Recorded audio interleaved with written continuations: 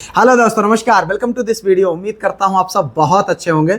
सबसे पहले आपको नई वैकेंसी एलटी ग्रेड जीआईसी 2025 के लिए बहुत बहुत शुभकामनाएं।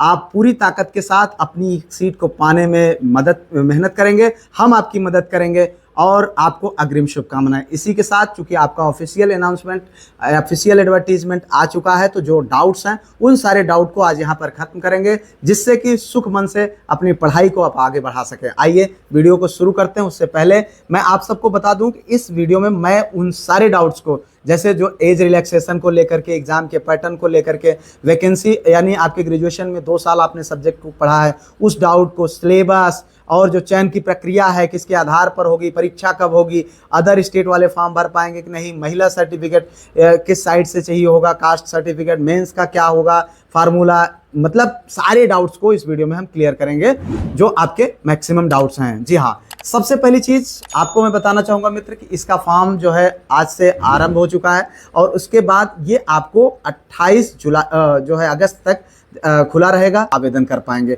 उसके बाद दूसरी चीज़, एज रिलैक्सेशन कुछ भी नहीं मिला हुआ है। जी हाँ, जो पहले बातें थी, जो 60 विज्ञप्ति में था वही है, जिसमें आप देख सकते हैं 1 जुलाई 2025 तक आपकी एज 21 साल पूरी हो चुकी होनी चाहिए और 2 जुलाई 1985 के बाद की नहीं होनी चाहिए, मतलब के बाद की आपकी एज होनी चाहिए, यानी उसके पहले की एज नहीं होनी चाहिए।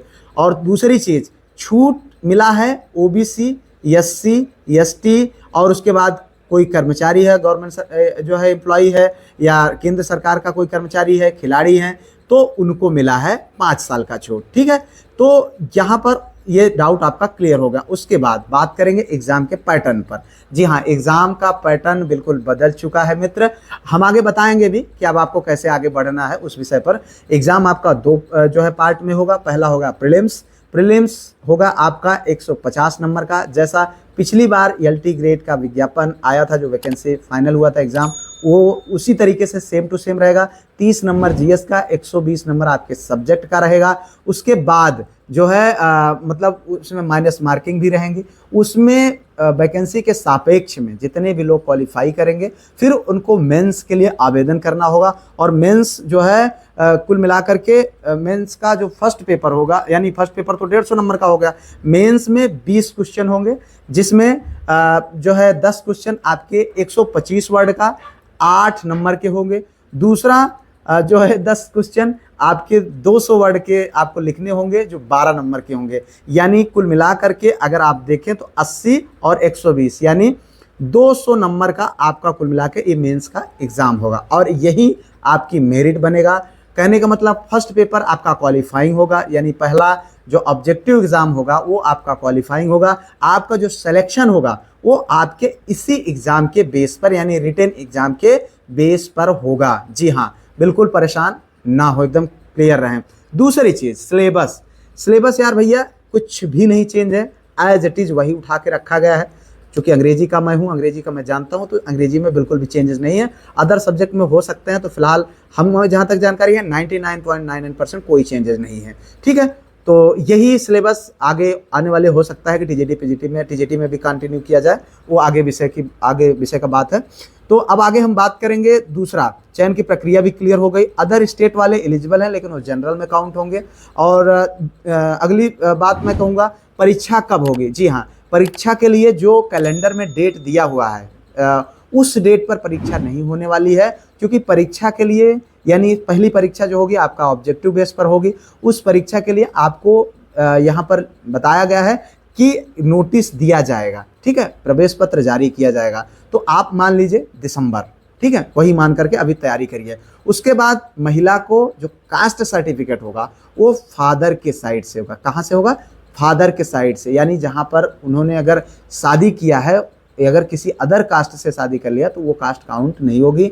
महिला का कास्ट सर्टिफिकेट फादर के साइड पर, डोमिसाइल फादर के साइड पर से ही मान्य होगा। ठीक है, इस तरीके से आपका ये विज्ञापन की जो मोटी मोटी बातें हैं मैंने आप लोगों को बताया, और जो भी इंपॉर्टेंट चीज़ें हैं मैं आगे बता दूंगा। आपको जो भी डाउट्स हो उसको जो है लेकर के बिल्कुल आप कमेंट करिएगा, मैं सारी चीज़ें आपको क्लियर कर दूंगा। दूसरी चीज़, अब आपको ये होना चाहिए कि आप रिटेन को लेकर के पहली बात तो घबराइए नहीं। जो विषयवार जो विज्ञापन है, जो आपके विषय वाले वार वैकेंट सीटें हैं वो वही हैं जितनी पहले बताई गई थी। अब उसमें जो है आरक्षण के अकॉर्डिंग जो डिवाइड कर दिया गया, मैं यहाँ पर लगा देता हूँ, उसको भी देख लीजिएगा। पीडीएफ मैं टेलीग्राम ग्रुप में और जो है अपने व्हाट्सएप ग्रुप में भेज दिया हूँ, वहाँ पर भी देख सकते हैं आप।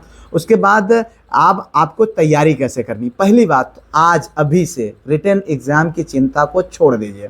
पहला काम करिए, आपके मन में इस बात की बिल्कुल भी चिंता नहीं होनी चाहिए कि आपका एग्जाम रिटन भी होगा, क्योंकि रिटन में आप तब जाएंगे जब आप इस ऑब्जेक्टिव एग्जाम को क्वालिफाई करेंगे। इसलिए आपका पहला फोकस, आपकी पहली तैयारी सिर्फ और सिर्फ जो है रिटन एग्जाम के बजाय आपका ऑब्जेक्टिव एग्जाम के अकॉर्डिंग होना चाहिए, जिसके लिए मैं जो है 1 तारीख से जीएस का आपका प्रैक्टिस सेट जारी कर रहा हूं और डेली एक प्रैक्टिस सेट आपको मिलेगा। ठीक है, कोशिश करूंगा उससे पहले हो सकेगा तो ठीक है, नहीं तो 100% 1 तारीख से आपको 30 नंबर का पर डे एक जीएस का पेपर होगा। तो अब आपको उसी को मान करके, उसी को टारगेट बना करके तैयारी करनी होगी। और बीच बीच में मैं जो आपका जो है अंग्रेजी विषय का है उसके भी मैं कुछ प्रैक्टिसेस लाता रहूँगा, पर पढ़ाऊँगा नहीं। अभी से, आज से आप लोग सारे जो आपके कन्फ्यूजन है उनको दूर करके अपनी तैयारी के लिए, अपनी एक सीट को पाने के लिए जी जान से लग जाइए। कुछ भी नहीं है, आप समझ लीजिएगा कि बिल्कुल आसान है। आप पहला एग्जाम अगर क्वालिफाई कर लिए, जान लीजिए पहली बात तो, जब पहला एग्जाम यानी ऑब्जेक्टिव एग्जाम को आप क्वालिफाई करेंगे तो समझ लीजिए उसमें कम से कम 2 से 3 गुना कैंडिडेट्स को बुलाया जाएगा। यानी अगर 500 सीटें हैं तो 1500 लोगों को क्वालिफाई कराया जाएगा, पहली चीज़। अब आप ये समझ लीजिएगा, अगर आप मात्र रिटर्न पर आपका सिलेक्शन होता तो आपको 500 नंबर यानी 500 लोगों में ही आपको आना पड़ता। अब यहाँ पर आपके पास चांस है कि 1500 लोगों में भी आकर के आप मेंस एग्जाम के लिए बैठ सकते हैं।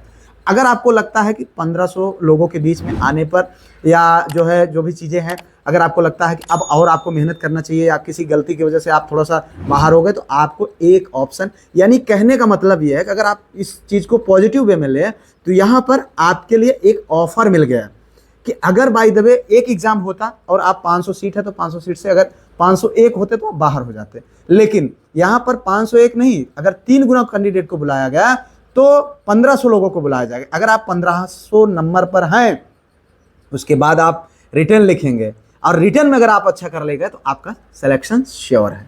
यहाँ पर यानी ऑब्जेक्टिव में अगर कोई टॉप भी करता है तो कोई फर्क नहीं पड़ता है, लेकिन अगर आप 15वें नंबर पर यानी 1500 वाले नंबर पर हैं तब भी आपके पास एक अवसर है। इसलिए इस बात को आप सकारात्मक वे में लीजिए, नेगेटिव वे में बिल्कुल भी मत लीजिएगा। निश्चित तौर पर देखिएगा आपकी एक सीट आपके हाथ में होगी। फिलहाल इन्हीं सब शुभकामनाओं के साथ इस वीडियो से विदा लेते हैं।